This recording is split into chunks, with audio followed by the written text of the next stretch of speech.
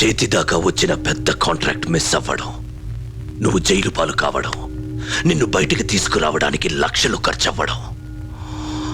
లైఫ్లో ఎప్పుడూ ఇన్ని ప్రాబ్లమ్స్ ఫేస్ చేయలేదు పాండు. ఆ గోవిందరాజు గారిని బతకూడదు.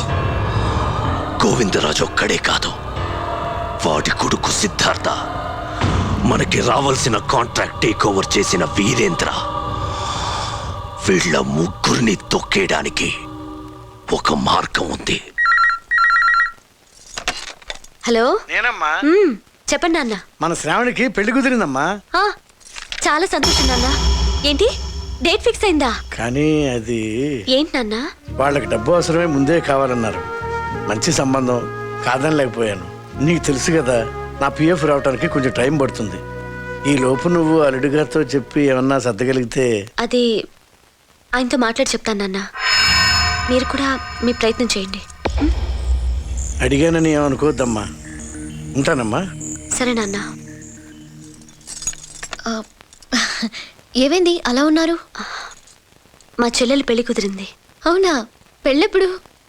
అది డబ్బుతో ముడిపడిన విషయం కదమ్మా, చెప్పడం కష్టం.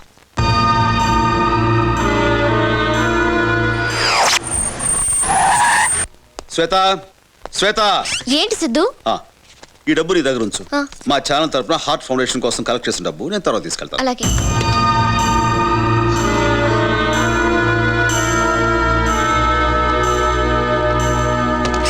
వస్తా. అరే ఏంటి సిద్ధు, ఇంట్లో పెద్దాళ్ళు ఉండగా నాకిస్తారేంటి? అత్తయ్య గారికి ఇవ్వండి. గుడ్, నాకు అసలు తోయలేదు. ఏం సిద్ధు? ఈ డబ్బు మీ దగ్గర ఉంచండి, నేను మళ్ళీ అడిగి తీసుకుంటాను. అలాగే. Thank you.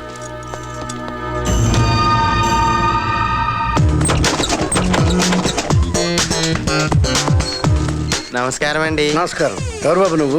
గోవిందరాజు గారి జట్లో కూలోండి అయ్యా. మీ అమ్మాయి గారు మీకు ఈ డబ్బు ఇవ్వమన్నారు బాబు. పంపించిందా? చాలా సంతోషం బాబు. మంచిగా తీసుకుంటావా? అబ్బాయి వద్దండి, అమ్మగారికి ఏమన్నా చెప్పమంటారయ్యా? శుభలాకులతో వచ్చి కలుస్తానని చెప్పు. వస్తాను బాబు. అలాగే.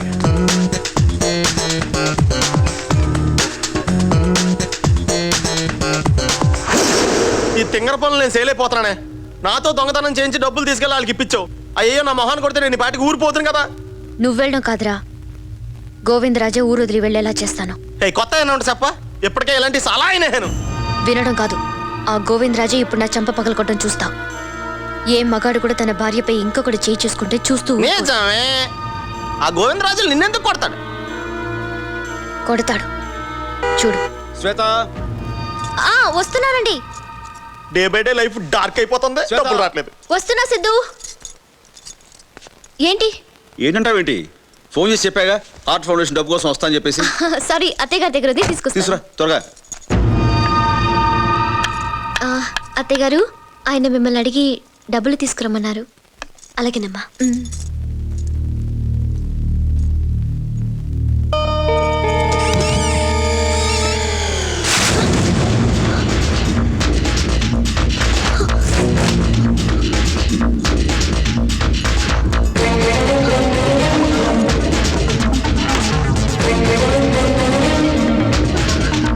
అత్తయ్య గారు, ఆయన వెయిట్ చేస్తున్నారు.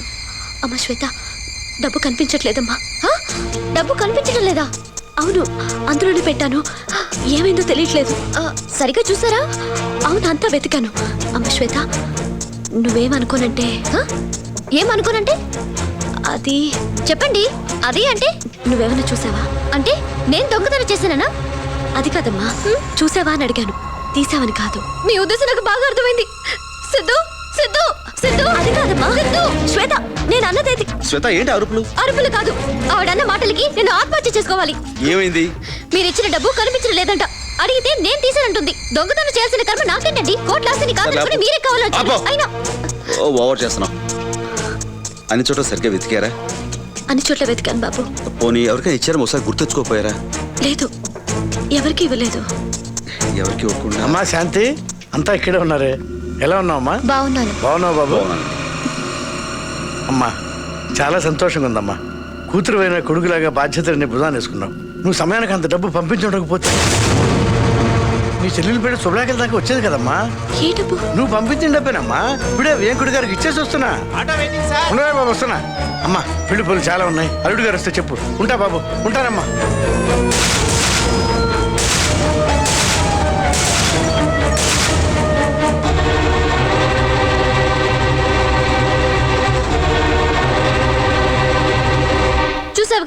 ఇంకా పో బాబు ఆటో ప్లీజ్. ఇంకా విషయం మర్చిపోండి. డబ్బు నేను ఏదో రకంగా అడ్జస్ట్ చేసుకుంటాను. మరేం పర్వాలేదు. ఓకే.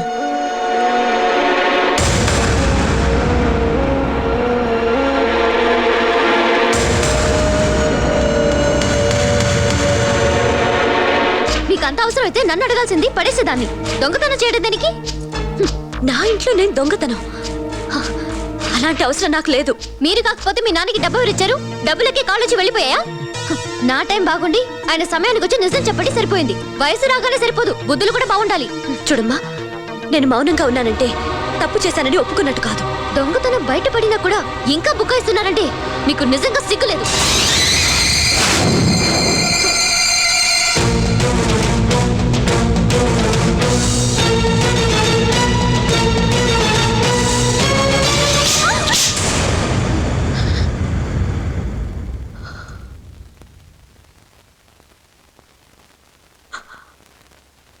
పో లోపలికి.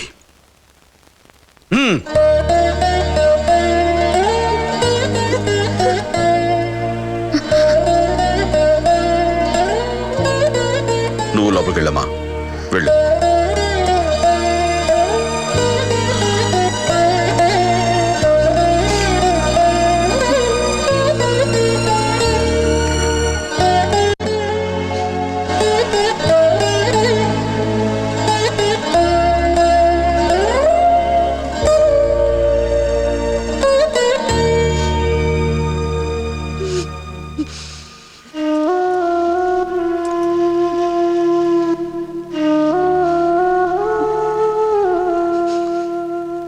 చాలా మూర్ఖంగా ప్రవర్తించాను, ఏమనుకోకు.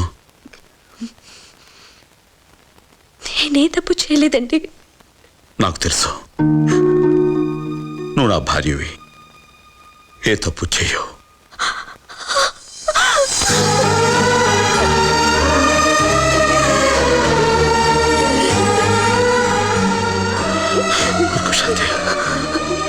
చాలండి, చాలు. నేనే తప్పు చేయలేదని మీరు నమ్మితే చాలు. కానీ ఇదంతా ఎవరు చేశారో, ఎందుకు చేశారో నాకేం తెలియదండి. నాకు తెలుసు. తెలుసా? ఎవరండి? శ్వేత.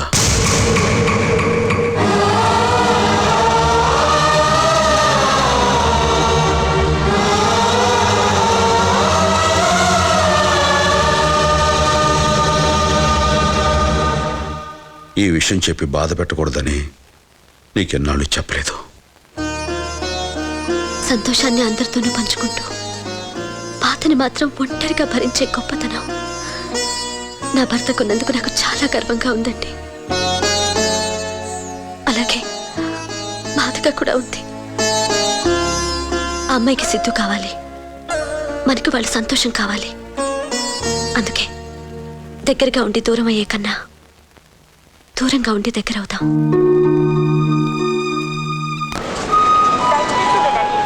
ట్రైన్ నంబర్ 705 హైదరాబాద్ నుండి చెన్నై ట్రైన్ సిగ్నల్ ఇచ్చేశారు, మీరు బయలుదేరండి. Okay, happy journey. Okay, bye bye.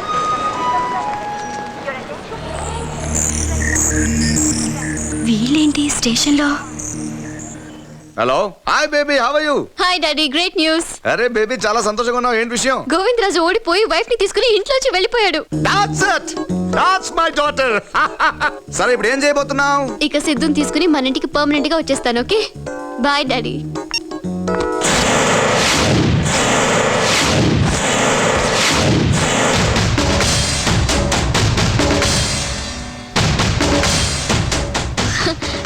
మా డాడీ ఫోన్, నన్ను మిస్ అవుతున్నారంట.